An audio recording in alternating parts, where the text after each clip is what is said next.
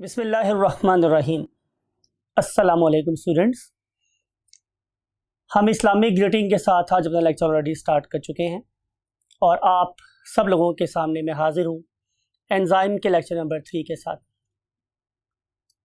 अब इस पे हम जो चीज़ देखने वाले हैं, अंडरस्टैंड करने वाले हैं, उसके लिए हम चलते हैं डायनामिक वॉल पे।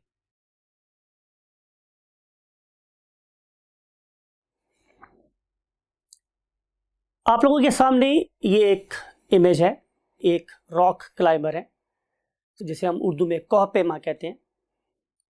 ये पहाड़ों पे चढ़ने के शौकीन अफराद अपने साथ एक मेडिसन रखते हैं जिसे हम डायामॉक्स बोलते हैं, और डायामॉक्स के में कैप्सूल भी मिलते हैं और टैबलेट्स भी मिलती हैं। इसका एक्टिव इंग्रेडिएंट एसिटाजोलामाइड है। अब ये जो एसिटाजोलामाइड है ये इसका ताल्लुक हमारे इसी टॉपिक के साथ है, यानी कि एंजाइम के साथ। बेसिकली ये वाला केमिकल एसिटाजोलामाइड उस एंजाइम के साथ रिएक्ट करेगा कि जिसे हम कार्बोनिक एनहाइड्रेस कहते हैं। और ये कार्बोनिक एनहाइड्रेस बेसिकली हमारे रेस्पिरेटरी रेट को तेज करता है। इसका मतलब हमारे पास होगा स्टूडेंट्स कि इससे हमारी वेंटिलेशन रेट ज़्यादा होगा और हमारे बॉडी में CO2 के एक्यूमुलेट होने की मिकदार कम हो जाएगी। और जब हमारे ब्लड में CO2 के एक्यूमुलेट होने की मिकदार कम हो जाएगी तो हमें माउंटेन सिकनेस नहीं होगी। तो ये मैंने एग्जांपल दी आप लोगों को एक ऐसे एंजाइम की जिसे हम एक इंडिविजुअल एंजाइम का नाम देते हैं, लेकिन हमारी बॉडी में सिर्फ इंडिविजुअल एंजाइम्स नहीं हैं। हमारी बॉडी में बहुत से ऐसे एंजाइम हैं जो किसी न किसी साइक्लिक प्रोसेस को कंट्रोल कर रहे हैं। आप ग्रेड 9-10 में पढ़ के आए हैं, आप लोगों ने पढ़ रखा है प्रोसेस ऑफ फोटोसिंथेसिस, और आप लोगों को याद है कि फोटोसिंथेसिस में 2 रिएक्शंस थे। उनमें से एक का नाम था लाइट रिएक्शन और एक का नाम था डार्क रिएक्शन। और डार्क रिएक्शन में आपने केल्विन साइकिल का नाम सुन रखा है। तो जो केल्विन साइकिल नेम इंडिकेट कर रहा है कि यहाँ पे एक कैस्केड ऑफ रिएक्शन है जहाँ पे हर एक प्रोडक्ट अगले स्टेप का रिएक्टेंट साबित होती है और उस स्टेप 2 का प्रोडक्ट स्टेप नंबर 3 का रिएक्टेंट साबित होती है। और इस तरीके से ये रिएक्शन चेन या जंजीर की तरह से, लड़ी की तरह से चलता रहता है, यहाँ तक कि इस रिएक्शन का आखिरी स्टेप अगले साइकिल का पहला स्टेप साबित होता है। इस किस्म की रिएक्शन को अंडरस्टैंड करने के लिए आप एक रेस को देख सकते हैं जिसे हम बोलते हैं relay race. You can see यहाँ पे हम एक इमेज आपके लिए लगा के बैठे हुए जिसमें इंडिकेट कर रहा है कि एक एथलीट एक रॉड हैंड ओवर कर रहा है कि इसको अगले एथलीट को। जब ये वाला रॉड अगले एथलीट को मिल जाएगा तो फिर वो भागना शुरू कर देगा। तो सेम इज द केस है हमारी रेस्पिरेशन में भी। आपने ग्लाइकोलाइसिस का नाम सुन रखा है, आप लोगों ने क्रेब्स साइकिल का नाम सुन रखा है, और इन सारे रिएक्शंस के दौरान में enzymes hand over products to the next step being its reactant. Right students, ऐसे साइक्लिक रिएक्शंस है या इंडिविजुअल एंजाइम के रिएक्शंस है, नेचर ने उनकी रिएक्शन को कंट्रोल करने के लिए एक मैकेनिज्म डिजाइन किया है। उस मैकेनिज्म को हम बोलते हैं फीडबैक मैकेनिज्म। स्टूडेंट्स, बात को जरा गौर से सुनिएगा।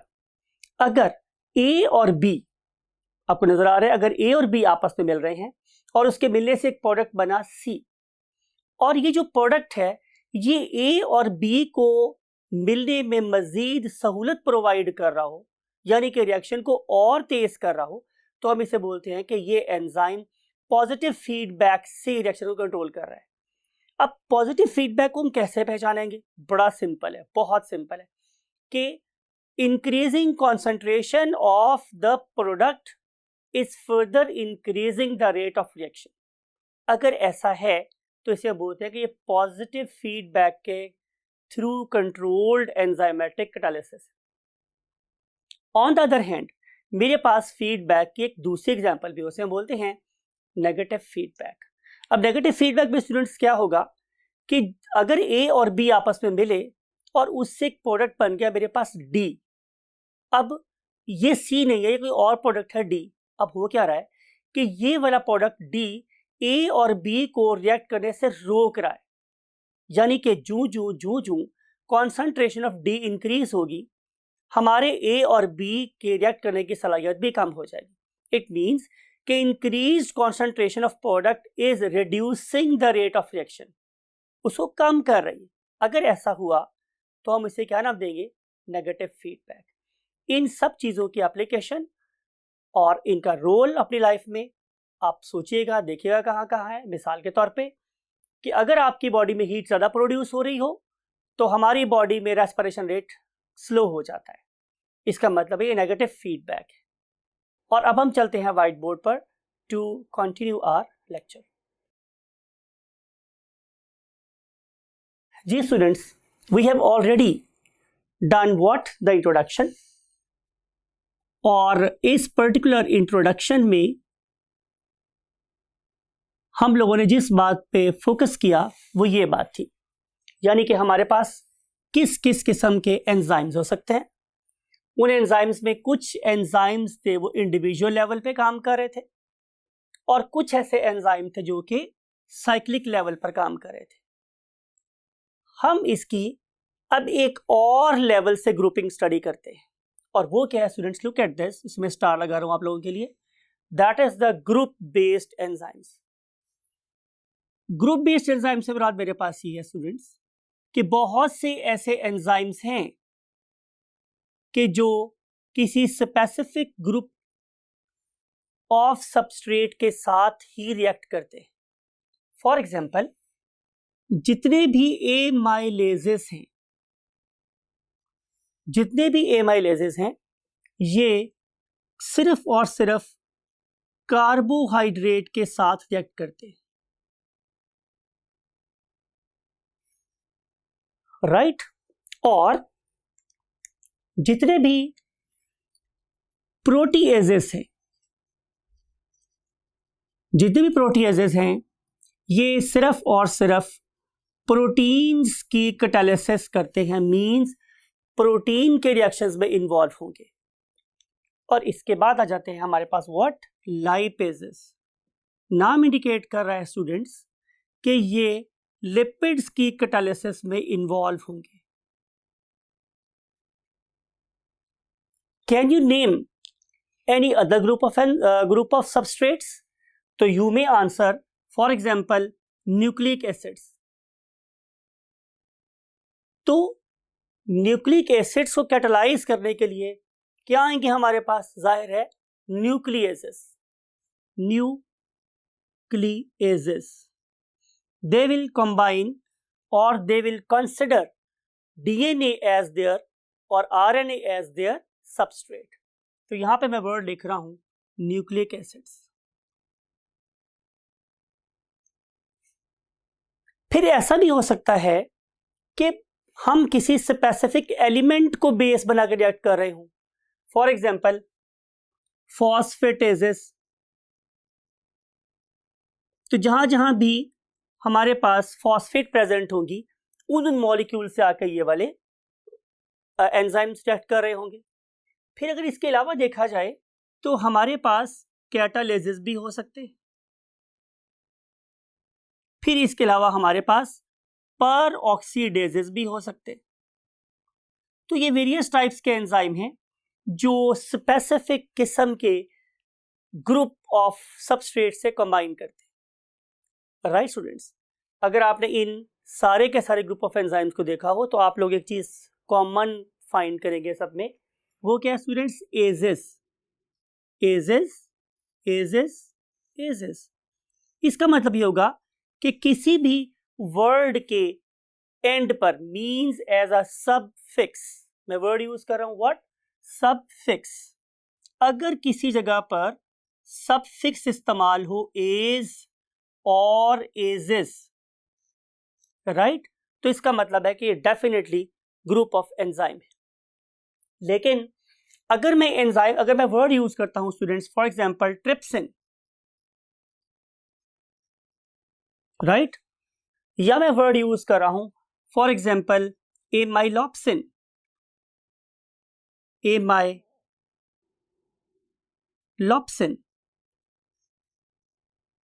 राइट,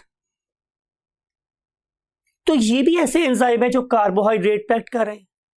तो फिर एमाइलेजेस और इनमें क्या फर्क है? तो आंसर इज कि ये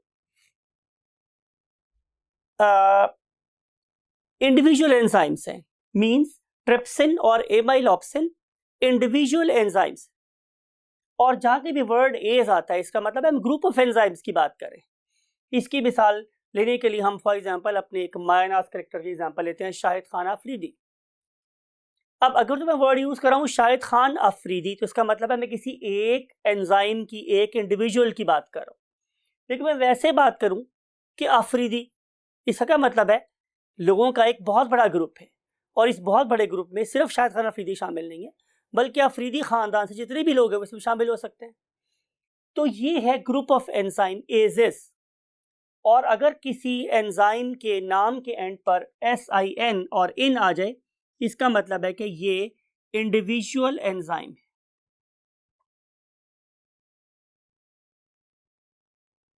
आई होप कि इन चीजों को गौर से सुनने के बाद आप लोग नॉट ओनली एंजाइम्स को पहचानने के काबिल हो जाएंगे, बल्कि आपको ग्रुप ऑफ एंजाइम और इंडिविजुअल एंजाइम में फर्क भी पता चल जाएगा।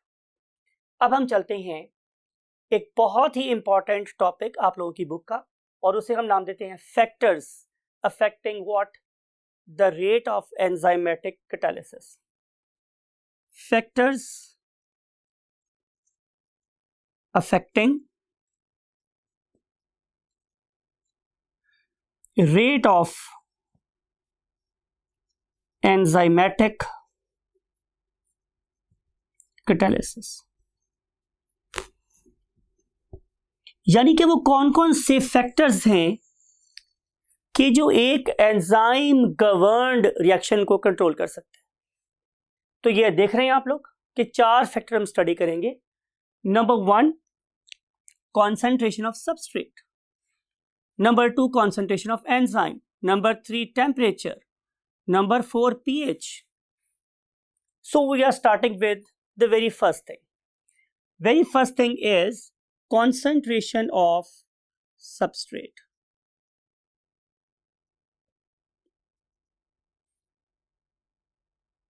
Concentration पूरा वर्ड है, और आपने देखा कि मैंने यहां पर भी CONC के बाद एक डॉट लगाया हुआ, यू कैन सी, और यहां पे भी एक डॉट लगा हुआ, जैसे मैं डेलिबरेटली ब्लैक प्रोमिनेंट करने के लिए लगाया है मैंने आप लोगों के लिए, कि CONC is abbreviation of concentration.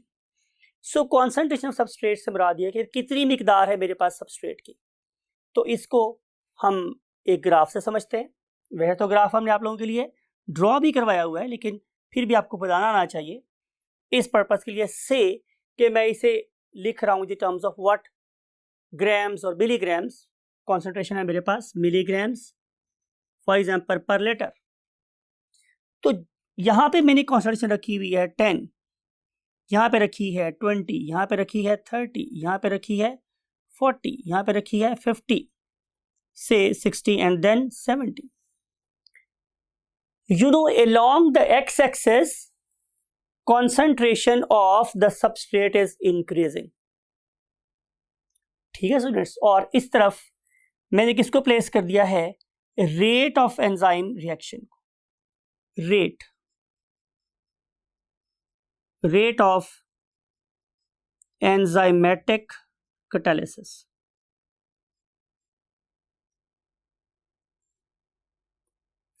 तुम लोगों को क्या नजर आएगा स्टूडेंट्स कि जू कॉन्सेंट्रेशन इंक्रीज करेंगे किसकी? सबस्ट्रेट की, तो रेट ऑफ रिएक्शन भी बढ़ता चला जाएगा।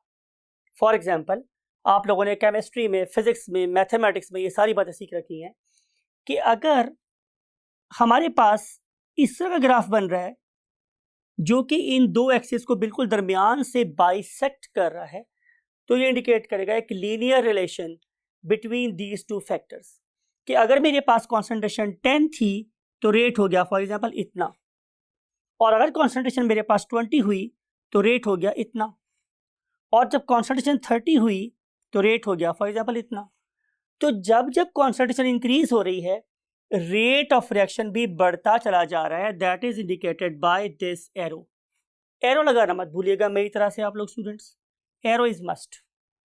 हम इसमें बता रहे हैं कि कॉन्सेंट्रेशन इस तरफ इंक्रीज हो रही है और रेट इस तरफ इंक्रीज हो रहा है, लेकिन अगली बात इंपॉर्टेंट स्टूडेंट्स कि एक टाइम आया कि जब मैंने कॉन्सेंट्रेशन फॉर एग्जांपल किसी खास लिमिट के बाद जब इंक्रीज की, से कि वो ये थी हमारे पास दिस वन, इसके बाद मैंने कॉन्सेंट्रेशन 50 कर दी, मैंने कॉन्सेंट्रेशन 60 कर दी, 70 कर दी, यानी कि I am increasing concentration of what substrate continuously, but there is no increase in the rate of reaction, यानी कि इस पर्टिकुलर लेवल पर भी रेट यही रहा, इस पर्टिकुलर कॉन्सेंट्रेशन के ऊपर भी रेट क्या हुआ स्टूडेंट्स, यही रहा, और इस कॉन्सेंट्रेशन पर भी रेट क्या हुआ, यही रहा।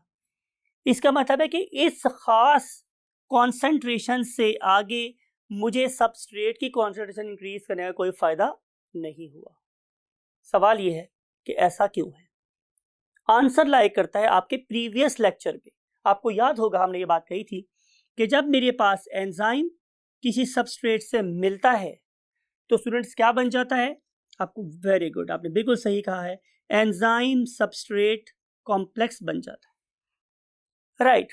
अब यहां पे इस पर्टिकुलर पॉइंट पे आपको क्रिटिकली सोचने की जरूरत है कि इस पर्टिकुलर पॉइंट से आगे क्यों सबस्ट्रेट इंक्रीज करने से रिएक्शन नहीं बढ़ रहा। तो आंसर ये है कि जितनी भी मेरे पास एक्टिव साइट्स थी वो सारी की सारी कंज्यूम हो गई। Now no more enzyme is present. तो जब मेरे पास एंजाइम प्रेजेंट ही नहीं होगा तो मजीद ईएस कॉम्प्लेक्स कैसे बन सकता है। तो जब ज्यादा ईएस कॉम्प्लेक्स नहीं बनेगा तो ज्यादा प्रोडक्ट भी नहीं बनेगी, तो रेट ऑफ एंजाइम रिएक्शन भी इस पर्टिकुलर पॉइंट से आगे एक्सीड नहीं करेगा। सो ये है मेरे पास एक optimum concentration of what, enzyme concentration for this reaction. अब सवाल ये है कि क्या मैं इस पर्टिकुलर लाइन को फर्दर कंटिन्यू कर सकता हूं। तो आंसर इज यस। उसका सिंपल सा वे मेरे पास क्या है कि आप एंजाइम कॉन्सेंट्रेशन को भी इंक्रीज करें अगर आप लोग कॉन्सेंट्रेशन ऑफ सबस्ट्रेट इंक्रीज कर रहे हैं, राइट। जब आप इसमें और एंजाइम ऐड करेंगे तो जाहिर है आप लोगों के पास एक्टिव साइट्स बढ़ जाएंगी। अब ज्यादा मिकदार में ईएस कॉम्प्लेक्स बनेगा तो जाहिर है हमारे पास प्रोडक्ट भी ज्यादा बनना शुरू होगी और ये रेट इस क्रिटिकल वैल्यू से ऊपर जाना शुरू हो जाएगा। So this is the effect of concentration of substrate. Concentration of substrate कम है तो किसी खास लेवल से आगे रेट ऑफ रिएक्शन नहीं चलेगा। अगर आप लोग कॉन्सेंट्रेशन बढ़ा रहे हैं तो रेट ऑफ रिएक्शन बढ़ सकता है। अगर एंजाइम की एक्टिव साइट्स अवेलेबल हुई और अगर एक्टिव साइट्स खत्म हो गई तो फिर आप जितना मर्जी कॉन्सेंट्रेशन इंक्रीज कर लें सबस्ट्रेट की, रिएक्शन का रेट फर्दर इंक्रीज नहीं हो सकता। इस पूरे ग्राफ से आप लोगों के ख्याल में हमें यह भी नहीं पता चल रहा कि बिल्कुल ऐसा ही बिहेवियर मेरे एंजाइम का भी होगा। रीजन इज कि एंजाइम का बिहेवियर और इसका बिहेवियर आपस में ओवरलैप कर रहे हैं। उस वाले केस में भी अगर एंजाइम की कॉन्सेंट्रेशन, फॉर एग्जांपल मैं यूं करता हूं कि मैं यहां पे instead of writing what concentration of substrate, मैं यहां पे लिख दूं कॉन्सेंट्रेशन ऑफ एंजाइम। तो स्टूडेंट सब भी यही बात होगी कि अगर मेरे पास ढेरों ढेर क्या पड़ा हुआ है सबस्ट्रेट, लेकिन उसको कैटालाइज करने के लिए जो नंबर ऑफ एंजाइम्स हैं वो बहुत थोड़े हैं, तो बात तो भी यही होगी ना कि अब भी ईएस कॉम्प्लेक्स कम बनेंगे। अगर ईएस कॉम्प्लेक्स मेरे पास लिमिटेड बन रहे हैं, कम बन रहे हैं, तो श्योरली किसी खास लेवल से ऊपर रेट ऑफ रिएक्शन नहीं जाएगा। Now if you have sufficient amount of substrate, right, and you want to further increase the rate of reaction, so you must add what, enzyme, right। अगर अब इन दोनों topics को study करने के बाद, means concentration of substrate और concentration of enzyme को study करने के बाद हम एक चीज को डिड्यूस कर सकते हैं। To have maximum rate of reaction we must provide optimum concentration of substrate and optimum concentration of what, enzyme। जब दोनों चीजें अपनी optimum concentration में होंगी तो they will give us the best yield। आपके पास सबस्ट्रेट बहुत ज्यादा है, एंजाइम कम है, यील्ड कम आएगी। आपके पास एंजाइम ज़्यादा है, सबस्ट्रेट कम है, यील्ड कम आएगी। दोनों को ऑप्टिमाइज कर दें, यील्ड मैक्सिमम हो जाएगी। राइट, अब हम स्टडी करने जा रहे हैं topic number 3, that is called as what, effect of temperature. So we are going to study point number 3, that is effect of temperature.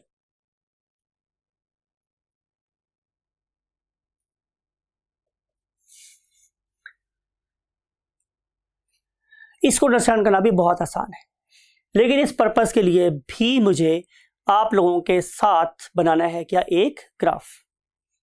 और वो ग्राफ जाहिर है 2 एक्सिस पे मुश्तमिल है, this one and this one, यही 2 एक्सिस है मेरे पास। यू नो वेरी वेल कि हम इंडिपेंडेंट फैक्टर को कहां लेते हैं, along X axis. Independent mean जिसके ऊपर रिएक्शन डिपेंड कर रहा हो। तो इस वाले केस में टेम्परेचर पे डिपेंड कर रहा है रेट ऑफ रिएक्शन, लिहाजा मैं टेम्परेचर को लूंगा along X axis, along X axis. Right students, फिर मैं रेट ऑफ रिएक्शन को लूंगा किसके along Y axis, because temperature पे डिपेंड कर रहा है रेट ऑफ रिएक्शन। अगर मेरे पास टेम्परेचर कम है तो रेट ऑफ रिएक्शन कम होगा, और अगर टेम्परेचर ज़्यादा हुआ तो रेट ऑफ रिएक्शन ज़्यादा हो जाएगा।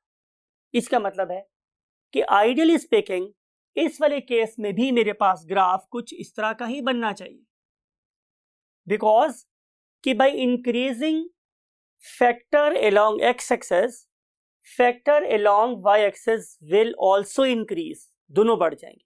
तो जब दोनों बढ़ रहे हों तो हम उसे बोलते हैं कि there is a directly proportional relation between the what, independent factor and dependent factor.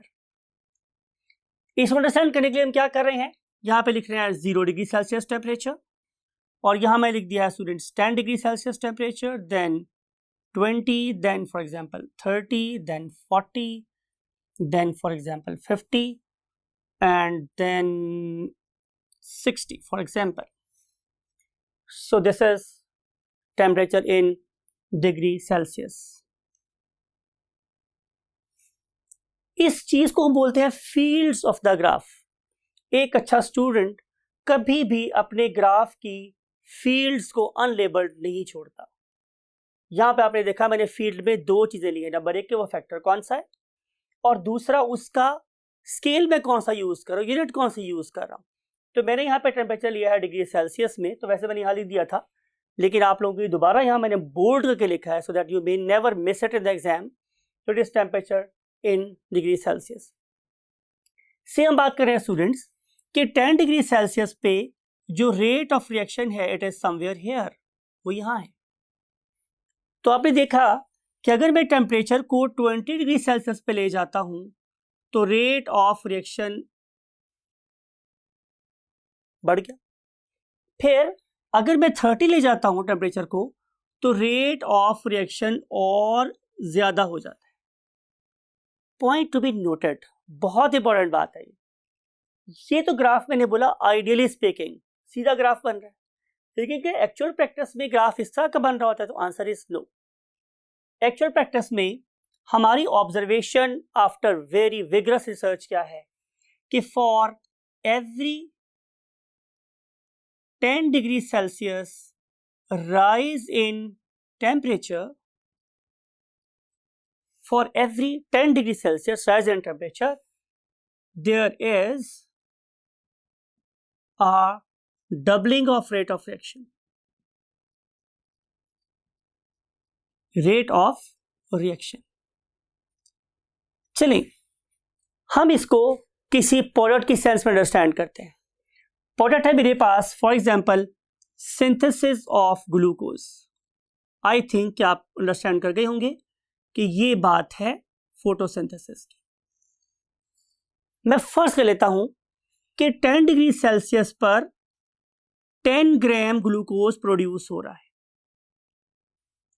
तो 20 डिग्री सेल्सियस पे ये हो जाएगा कितना, 20 ग्राम। लेकिन आप जरा बात को गौर से देखिए, आंखें खोल के देखिएगा स्टूडेंट्स, मैं क्या कर रहा हूं कि जब मैंने टेम्परेचर 30 किया है तो क्वांटिटी अब 20 नहीं 30 नहीं प्रोड्यूस हुई, 10 का डबल था 20, तो 20 के डबल कितना होगा 40। तो ये आपने देखा कि मैंने अगर 10 डिग्री सेल्सियस टेम्परेचर इंक्रीज किया है तो अमाउंट ऑफ प्रोडक्ट क्या हो गई है, डबल। सिमिलरली अगर मैं टेम्परेचर को 40 डिग्री सेल्सियस कर देता हूं तो प्रोडक्ट प्रोड्यूस होना शुरू हो जाएगी 80 gram. So this is the meaning of this statement कि for every 10 degree Celsius rise in temperature there is a doubling of the rate of reaction. अगली बात और भी इंपॉर्टेंट है, क्या अगर मैं टेम्परेचर को 50, 60, 70, 80 के तक चला जाऊं तो क्या रेट ऑफ रिएक्शन ऐसे ही डबल होता रहेगा? तो answer is no, because excess of everything is bad, right. तो हर एंजाइम के बारे में ये भी बात सुन लो, याद रख लो कि एंजाइम के मैक्सिमम एक्टिविटी का भी खास टेम्परेचर होता है जिसे हम लोग नाम देते हैं व्हाट, ऑप्टिमम टेम्परेचर। अब आपने ऑप्टिमम टेम्परेचर की डेफिनेशन सुननी है कि एक ऐसा टेम्परेचर जिस पे कोई एंजाइम मैक्सिमम प्रोडक्ट प्रोड्यूस कर रहा है, that is called as what, optimum temperature. Temperature at which any enzyme is giving the maximum yield is called as optimum temperature. So मैं आप लोगों के लिए यहाँ पे लिख भी देता हूँ what the word optimum yield, optimum yield, right. सवाल यह है कि अगर हम ऑप्टिमम टेम्परेचर से ज्यादा टेम्परेचर को करें तो क्या होता है? Point to be noted. First कर लेते हैं कि ये मेरे पास एक एंजाइम और ये इसकी बाइंडिंग साइट और ये उसकी एक्टिव साइट है और कैटालिटिक साइट है। ये क्या है? ये एक प्रोटीन है और प्रोटीन में क्या शामिल है? बहुत सारे अमाइनो एसिड। और ये बहुत सारे अमाइनो एसिड कैसे आपस में जुड़े हुए थे? बहुत ही वीक किस्म की फोर्सेस से, जिसमें से आप लोगों को याद है हाइड्रोफोबिक फोर्सेस थी, हाइड्रोजन फोर्सेस थी, हमारे पास कोवेलेंट फोर्सेस थी, आयनिक फोर्सेस थी। ये छोटी छोटी फोर्सेस थी जिन्होंने इस पर्टिकुलर स्ट्रक्चर को डेफिनेट 3D शेप दी हुई थी। अब होता क्या है कि जब आप इस पर्टिकुलर एंजाइम को हीट करना शुरू करते हैं बियॉन्ड, मैं वर्ड यूज कर रहा हूं बियॉन्ड व्हाट, ऑप्टिमम टेम्परेचर, तो रिजल्ट ये होता है कि इस पर्टिकुलर मॉलिक्यूल की इंट्रामोलेक्युलर फोर्सेस डिस्टर्ब हो जाती हैं। फिर जब मैं उस सब्सटेंस को दोबारा से ठंडा करता हूं तो ये ब्लाइंडली, पंजाबी में कहते हैं अन्नेवा, क्या हो जाती हैं? कहीं भी मिल जाती हैं। तो जब ये दोबारा से मिलती हैं तो पहले वाली सीक्वेंस में, तरतीब में नहीं मिल रही होती, जिसकी वजह से इस एंजाइम की शक्ल डिस्टॉर्ट हो जाती है और ये अब किस पे कन्वर्ट हो गया स्टूडेंट्स? फॉर एग्जांपल इसमें कन्वर्ट हो गया। अब इस पर्टिकुलर एंजाइम के अंदर तो सबस्ट्रेट फिक्स हो सकता था, क्या इस एंजाइम के अंदर सबस्ट्रेट फिक्स हो सकता है? तो आंसर इज नो। तो जब एंजाइम इसमें, सबस्ट्रेट इसमें फिक्स नहीं होगा तो फिर मैं इस पर्टिकुलर एंजाइम को बोलूंगा कि it is basically a denatured enzyme, it is a denatured enzyme. So जो चीज हमें यहां से डिड्यूस हुई, हमने अखज की, वो है दिस वन कि at temperatures beyond optimum temperatures,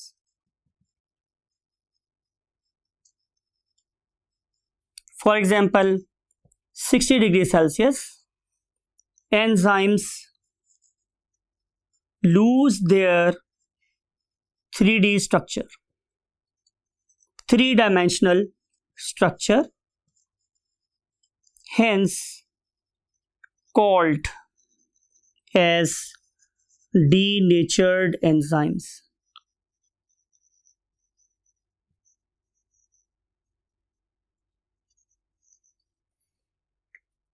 तो हमें किसी भी एंजाइम की ऑप्टिमम एफिशिएंसी लेने के लिए पहले रिसर्च करनी है, रिसर्च करने के बाद फाइंड करना है कि उस एंजाइम की ऑप्टिमम टेम्परेचर क्या है, और फिर उस पर्टिकुलर ऑप्टिमम पीएच पर हम, उस ऑप्टिमम टेम्परेचर पे हम एंजाइम को रखेंगे तो एंजाइम हमारे लिए मैक्सिमम काम करेगा।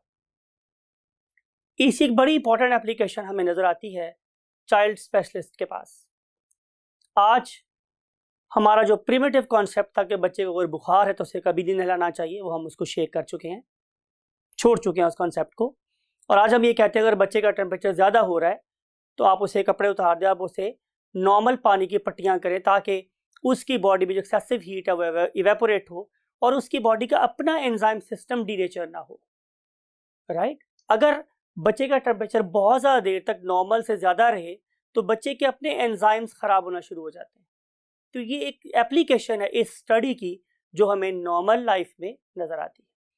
सो let's move to the last point, और वो जो मेरे पास लास्ट पॉइंट है वो क्या है, effect of pH.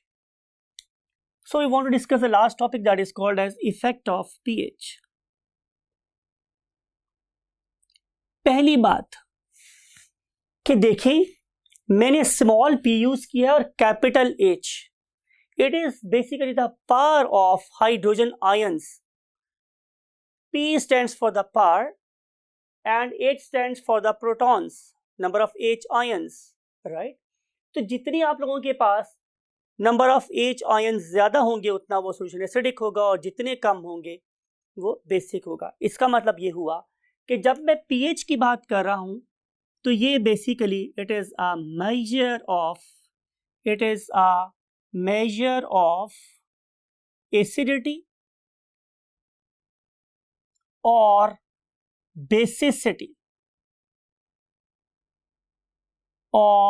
Basicity of a solution,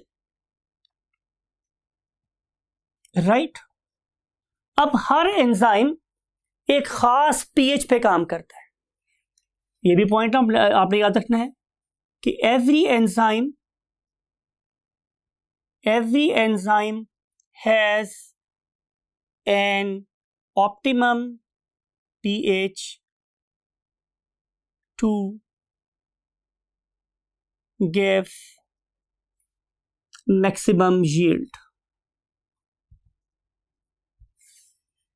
सवाल यह है कि हम pH पे इतना फोकस क्यों कर रहे हैं, तो इसका आंसर ये है कि इसका यूजेस या एप्लीकेशन क्या है मेरे पास।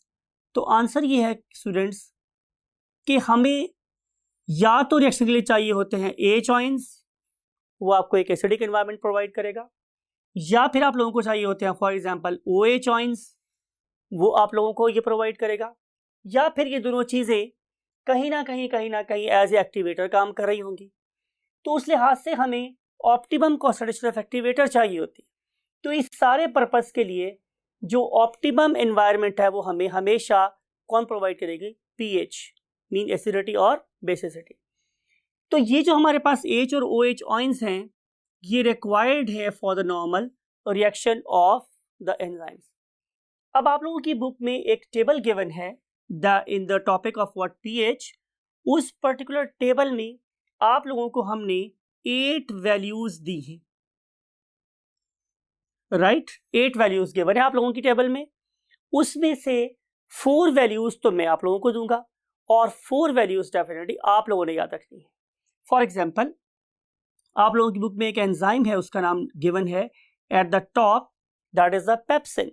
और ये जो मेरे पास पेप्सिन है ये जिस पीएच पे ऑप्टिमम एक्टिविटी शो कर रहा है दैट इज 2, राइट स्टूडेंट्स। उसके बाद हमारे पास एंजाइम है सुक्रेज,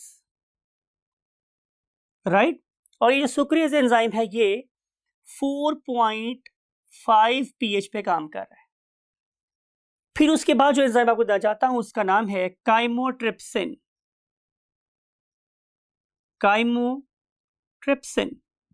आपको नजर आ रहा होगा स्टूडेंट्स कि ये एक इंडिविजुअल एंजाइम है जो बिल्कुल 7 पीएच पे काम कर रहा है। और इसके बाद जो लास्ट एंजाइम है दैट इज पैंक्रियाटिक एमाइलेज।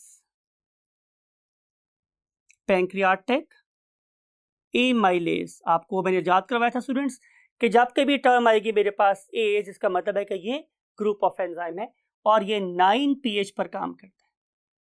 ये वैल्यूज़ और 4 और वैल्यूज़ आप लोगों ने याद करनी है। आई होप कि आप ये सारी इंफॉर्मेशंस अपने माइंड में स्टोर कर ली होंगी, और इसके बाद हम आप लोगों से लेक्चर नंबर 2 में मिलेंगे, that is regarding nothing other than inhibitors. Take very good care of yourself. Bye bye, अल्लाह हाफिज़।